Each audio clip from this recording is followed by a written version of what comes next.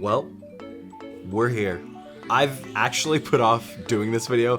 The subs have been out for a few hours and I'm literally sitting here at midnight because I'm like, I don't want it to end. That's how much I enjoy this show. Like, if you've been watching the Twitch streams with us on Superhero Sunday for the last couple weeks, that was Ohsama Sentai King-Ohger episode 48.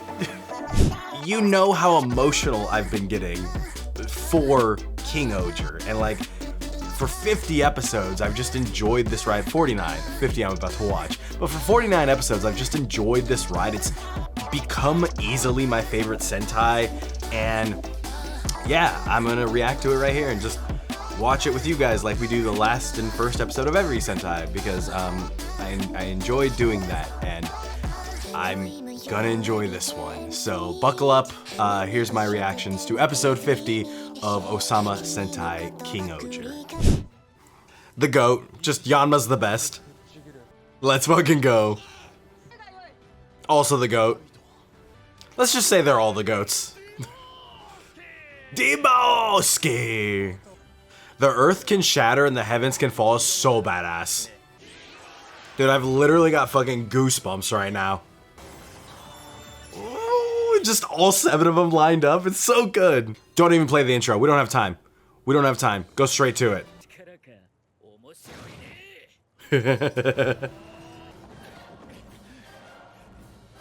It's crazy. There's parts like that where they roll and like the green screen is just really bad and I'm like, it's taking me out of it, but like also I just love this too much. Fuck yeah, Big Rex. That's so sick.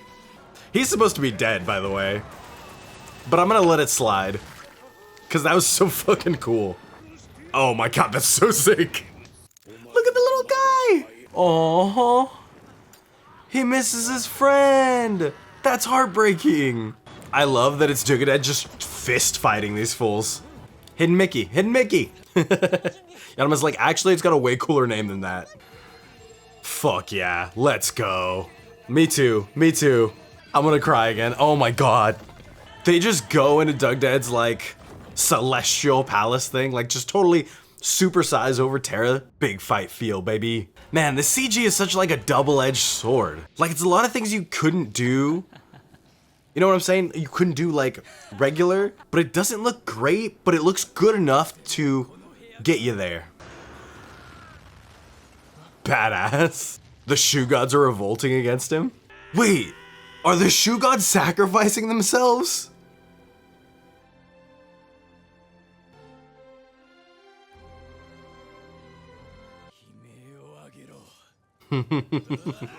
Damn, they did it.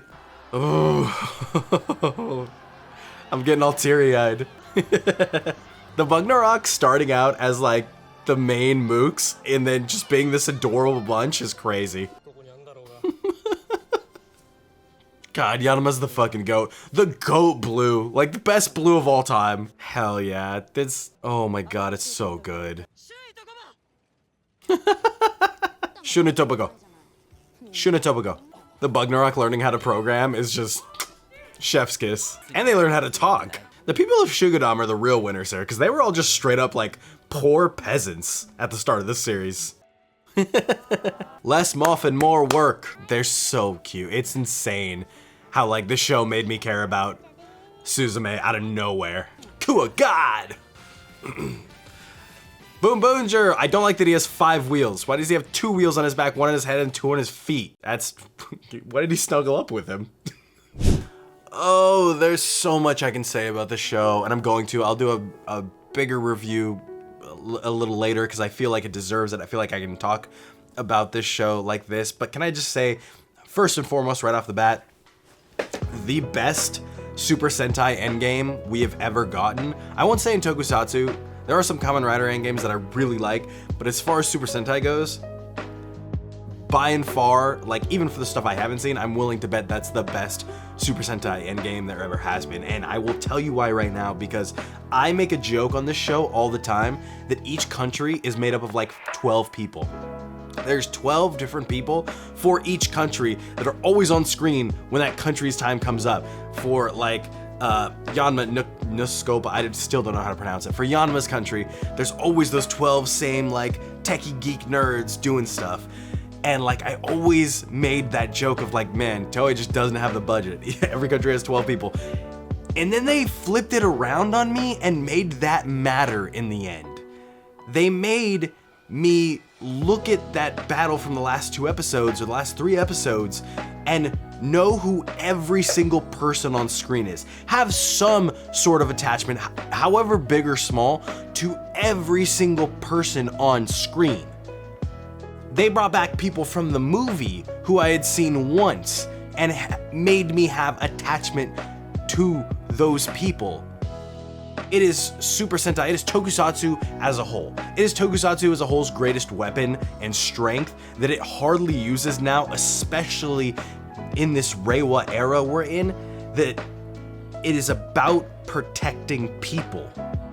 It is about protecting the people of the world, and more often than not, that gets lost in these shows now for some big climactic battle, which yes, happened in this episode, but the episode before this was and the episode before that as well, was firmly about the people of this series, of this world that we've known for the past 50 episodes, and why we should care about them. Not only that, but like, they care about each other. It's so perfect that this show came full circle, and in the first episode, they all come together, all the kings and Hercules come together to like make this treaty or whatever, and Hercules is just like, you know what? I'm going to unite all of you, or I'm going to conquer all of you, and we're going to be one nation no matter what. And all the other kings were like, fuck that, we're out, peace, later. And then this episode 50 is like, we're dropping all the borders. There are no nations, we are one country. Whether they can agree on the name of it or not, it's like, instead of wanting land, instead of wanting more land, they want more connections, because they realized that connections are what matter. That the story goes on and goes through everyone, this whole diversity, mixing pot, melting pot coming together. And it's like, if that isn't what Super Sentai is at its very core, then I guess I've been watching these shows wrong. Because by and large, KingOhger has got it right more than any Sentai I've ever seen. I have a lot of love for every Sentai of the Reiwa era. I have a Zenkaiser helmet because I think it's the most beautiful suit that I've seen in Tokusatsu. But KingOhger just gets it on every level. On every level. These suits I wasn't like a big fan of, and then like now I want a Yanma costume. I can't even choose. I want all of them. I want all the suits, and I'm like, I can't afford that. But if I had to pick one to cosplay, it's gonna be Yanma, but I could also pick Jeremy, because Jeremy has a fire suit and a fire story. Like, I want to be all these characters. Every single one of them, I think, has made it into my top spot for their consecutive colors. Gira probably gold, but not red. I don't know. He's not really a Red Ranger for the entire half of the series. But let's also talk about that. I think that splitting a Super Sentai season up, one of the things I always say is, man, I wish they would like make Kamen Rider 25 episodes and then switch it out with Metal Heroes throughout the year and do 25 Kamen Rider episodes, 25 Metal Hero episodes.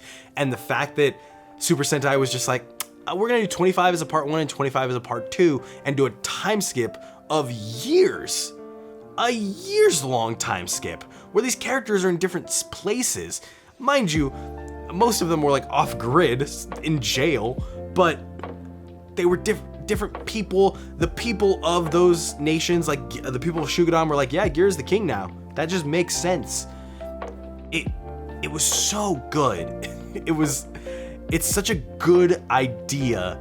To use it here worked. And I know a lot of people don't like Dugadet as a character. He's like overpowered, and they say the KingOhgers like fall into a lot of wins. And I think that's culminated in the end really well, of them falling into all these wins, stumbling their way through this kind of battle with the Galactisex, and then finally realizing that to beat Dugadet, they all have to band together. Not just the KingOhgers, not just the people of Terra, but the Shu Gods of Terra, who were supposed to be absolutely controlled by Dugaded. Like, that was the thing. He was the god of the shoe gods, so that he was supposed to have control of them, and they rebelled as well, which is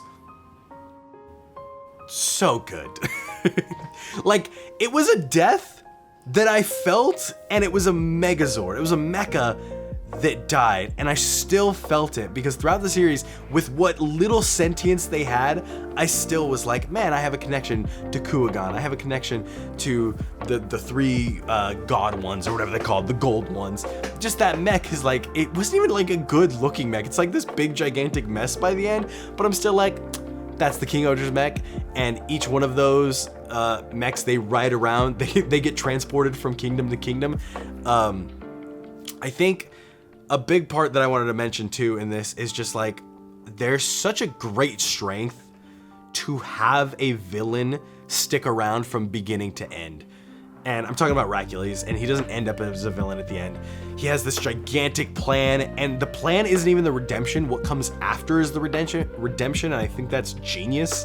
But he has this gigantic plan that ties everything together and shows you like, hey, this whole time, and mind you, he also admits that he slips. He admits that he gets drunk with power. He admits that he wasn't all good all the time. He admits that he was a terrible king, and that's what leads to the redemption. It isn't just, actually, this was my whole plan the whole time, and now I'm good. No, it was, hey, I did fuck up. As best intentions that I had, I was still a terrible, terrible tyrant, and I need to pay for those crimes. And that's, it just like, it's these deep messages and story threads that you're allowed to have in Tokusatsu, that you're allowed. We don't get 50 episode seasons of anything anymore, especially all in one year. You can look at anime, you can look at children's television, you can look at adult television, you can look at Netflix, streaming sites. Nobody does 50 consecutive episodes in 1 year. It just doesn't happen. But Tokusatsu does. For some reason, Tokusatsu does. They keep deciding to do it, and there are many people who will tell you like, oh, the midpoints of Tokusatsu go way downhill, or they can't keep it together by the end. I can't say that about KingOhger. Some people might. I can't say that about KingOhger, because every single episode, I was there, I was tuned in, I was just glued to the screen. Because I love these characters, I loved this story, I loved everything that came out of it. In the next couple days when I'm planning and figuring out what I'm gonna say in my big final review, I will come up with more negative things to say, or more cons, more things that I would have changed, more things to nitpick and complain about. But right now, I am just grateful to be alive in a time where I got to watch this week to week with you guys on the internet. It's just, it really means a lot to me. This series means a lot to me. You guys taking this ride with me means a lot to me. Yeah, and it makes you think, like, just, it makes you think. The person next to you, the person next to them, the person next to them, the person on the other side of the world next to them, we're all tied together. We're all this one force. We're all this one, just life. Love those people. Love all of those people. Because the story goes through everybody. You know what I'm saying? Can you feel electricity when you're standing next to someone? That's life. This show's obviously making me think about a lot of things.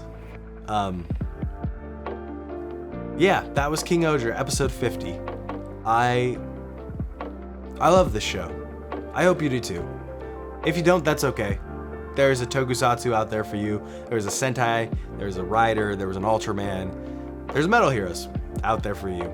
I truly believe everyone has one. This is mine. KingOhger is mine.